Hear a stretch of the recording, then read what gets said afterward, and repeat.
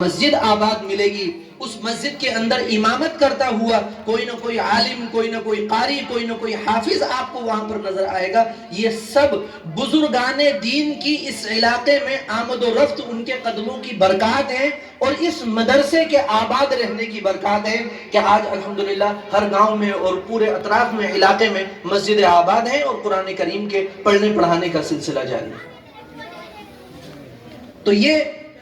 حضرت والا کا ہم جتنا بھی شکریہ ادا کریں وہ کم ہے کہ ان کے قدموں کی برکت، ان کی توجہات اور ان کی رات و دن کی محنتیں اور دعائیں یہ سب اتنی کارگر ثابت ہوئی کہ الحمدللہ اس مدرسے کا فیضان اس پورے علاقے میں پہنچ رہا ہے۔ یہ سب مدرسے کی برکت ہے۔ اور میرے عزیزوں، آج یہ جن 5 طلبہ نے قرآن کریم مکمل کیا ہے، یہ ان کے لیے بھی بڑی خوش نصیبی کی بات ہے۔ پچھلے سال بھی ماشاءاللہ اتنے ہی بچے حافظ ہوئے تھے، ان کی دستار بندی کا پروگرام ہوا تھا، اور اس سال پھر ماشاءاللہ یہ 5 بچے حافظ ہوئے ہیں۔ میں ان کو اور ان کے والدین کو مبارکباد پیش کرتا ہوں۔ میں نے قرآن کریم کی ایک آیت کریمہ پڑھی آپ کے سامنے کہ یہ قرآن کریم ایک کتاب ہے، اللہ کی مقدس کتاب، جس کے اندر کوئی شک و شبہ نہیں ہے۔ کسی انسان کو کسی بھی اس کے مضمون پر یا کسی بھی اس کی تعلیم پر اعتراض کی اور انگلی رکھنے کی بالکل گنجائش نہیں ہے۔ ذالک الکتاب لا ریب فیہ، یہ ایسی کتاب ہے کہ جس میں کوئی شک و شبہ نہیں ہے۔ ھدی للمتقین، اور یہ متقیوں کے لیے جو اللہ کا ڈر اور خوف اپنے دلوں کے اندر رکھنے والے ہیں، ان کے لیے ہدایت ہے۔ پھر متقی کون ہے؟ اگلی آیات کے اندر متقیوں کی صفات بیان کی گئی ہیں کہ متقی یہ لوگ ہیں۔ میں چند منٹوں میں ایک واقعہ آپ کو سنا کر کے اپنی بات ختم کروں گا، کیونکہ آج کے ہمارے اس اجلاس کے جو ہمارے مہمان خصوصی ہیں حضرت مفتی صاحب، انشاءاللہ الرحمن ان کا خطاب ہم لوگوں کو سننا ہے پوری توجہ کے ساتھ، اور اسی طرح سے جم کر کے بیٹھے رہنا ہے۔ دیکھیے، یہ بچے آج حافظ ہوئے ہیں اور ہم لوگ ان کے اعزاز میں، ان کے اکرام میں یہاں پر جمع ہیں۔ یہ ہماری سوچ کے اعتبار سے، ہماری سمجھ کے اعتبار سے، ہماری کوشش کے اعتبار سے بہت ادنا سا اکرام ہے، بہت ادنا سا اعزاز ہے۔ حقیقت میں قرآن کریم کو اپنے سینوں کے اندر محفوظ کر لینے کا جو بدلہ ہے، اس کے مطابق زندگی گزارنے کا جو بدلہ ہے، اور اس کے مطابق تمام لوگوں کو چلانے کا جو بدلہ ہے، وہ اللہ رب العزت والجلال انسان کو میدان حشر میں بروز قیامت عطا فرمائے گا۔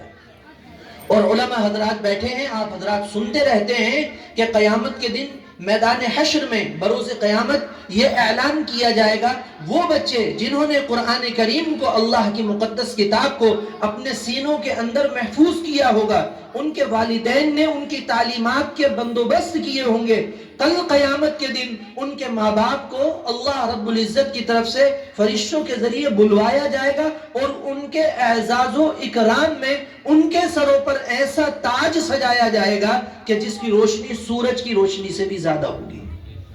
جو سورج سے بھی زیادہ چمکدار ہوگا۔ اس وقت ان کو یہ یقین ہوگا کہ اوہ، دنیا کے اندر اللہ تعالیٰ کی مقدس کتاب سے جڑنے کا کتنا عظیم بدلہ اور کتنی عظیم نعمت سے ان کو سرفراز کیا گیا۔ اور اس وقت سب لوگ یہ تمنا کریں گے، آج جیسے دنیا کے اندر ہم دیکھتے ہیں نا، اگر کسی آدمی سے، کسی منتری سے، کسی ایم ایل اے سے، کسی ڈی سی سے کسی کا تعلق ہوتا ہے تو وہ گاؤں کے اندر ذرا الگ انداز میں اپنی زندگی گزارنے کی کوشش کرتا ہے، لوگوں سے ملنے کا طرز اس کا الگ ہوتا ہے، اور سب لوگ یہ کہتے ہیں کہ بھئی فلاں صاحب ہیں، ان کا ڈی سی صاحب سے بڑا قریبی تعلق ہے، یہ سی ایم صاحب کے ساتھ بڑے نزدیکی ہیں، سب لوگ ان کا احترام اور ان کا اکرام کرتے ہیں۔ ذرا اندازہ لگائیے کہ قرآن کریم سے اپنی نسبت جوڑنے کے بعد جب اللہ رب العزت کی طرف سے ان کو یہ اعزاز اور ان کا یہ اکرام کیا جائے گا تو ان کا کیا مقام و مرتبہ وہاں پر ہوگا، اس وقت لوگوں کو سمجھ میں آئے گا۔ اس لیے آج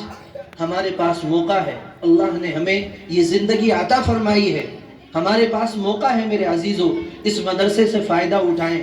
خود بھی دینی تعلیم سے اپنے آپ کو جوڑیں، اور یہ جو ہماری آنے والی نسلیں ہیں ان کے دین و ایمان کی حفاظت کی فکر کریں۔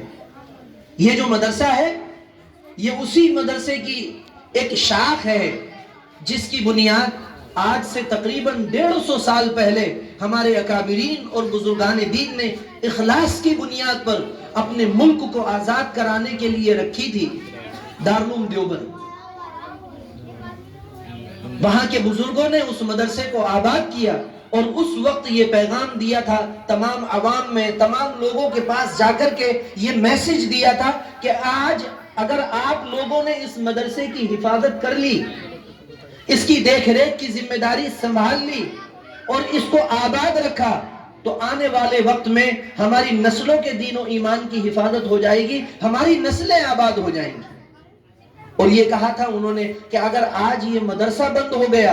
اور یہ مدرسہ مر گیا، اس کی دیکھ ریکھ آپ نے نہیں رکھی، اس مدرسے کو آباد کرنے کی محنتیں، فکریں اور کوششیں آپ نے نہیں کی، تو یاد رکھیے ہماری جو آنے والی نسلیں ہیں ان کا دین و ایمان محفوظ رہ پائے گا یا نہیں رہ پائے گا، اس کی کوئی گارنٹی نہیں۔ ان کے اس نعرے پر لوگوں نے لبیک کہا اور مادر علمی دارالعلوم دیوبند کی ہر اعتبار سے ان لوگوں نے پوری دیکھ ریکھ کی، اپنے بچوں کو اپنے مال کے ذریعے سے، اپنے وقت فارغ کر کے ہر اعتبار سے دارالعلوم دیوبند کو انہوں نے آباد کیا۔ اس وقت اس مدرسے سے جو طلبہ پڑھتے تھے اور پڑھ کر کے پورے ملک میں ادھر ادھر جاتے تھے، آج پوری دنیا کے اندر چاہے وہ بلا واسطہ ہو یا بالواسطہ ہو، اسی مدرسے کا فیض پوری دنیا کے اندر آپ کو نظر آئے گا۔ یہ مدرسے ہیں، یہ مسجدیں ہیں، یہ تبلیغی جماعتیں ہیں، یہ سب کیا ہیں؟ اسی مدرسے کا فیضان ہے۔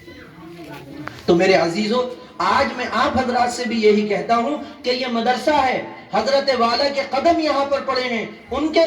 ہاتھوں سے اس مدرسے کی بنیاد رکھی گئی ہے، ان کے مشن سے آپ لوگ جڑے ہوئے ہیں۔ ہم نے اگر اس مدرسے کی مکمل خبرگیری کی، اس مدرسے کو مکمل آباد رکھا، تو یاد رکھیے ہماری جو آنے والی نسلیں ہیں انشاءاللہ ان کا دین و ایمان بھی محفوظ رہے گا، ہماری نسلیں بھی آباد ہو جائیں گی۔ اور اگر ہم نے اس مدرسے کو یوں ہی چھوڑ دیا لاوارث اور اس کی طرف کوئی توجہ نہیں دی، اس کا خیال نہیں رکھا، یہاں پر اپنے بچوں کو پڑھنے پڑھانے کے لیے نہیں بھیجا، تو یاد رکھیے اگر یہ مدرسہ باقی نہیں رہے گا تو ہماری آنے والی جو نسلیں ہیں ان کے دین و ایمان کی حفاظت کی بھی کوئی گارنٹی اور کوئی ذمہ داری نہیں۔ اس لیے علاقے کے تمام لوگوں کی یہ ذمہ داری ہے کہ وہ ہر اعتبار سے اس کا خیال رکھیں۔ یہ چھوٹے چھوٹے بچے ہیں، قرآن کریم پڑھ رہے ہیں، سیکھ رہے ہیں، سیکھ کر کے اپنے سینوں کے اندر اللہ کی مقدس کتاب کو محفوظ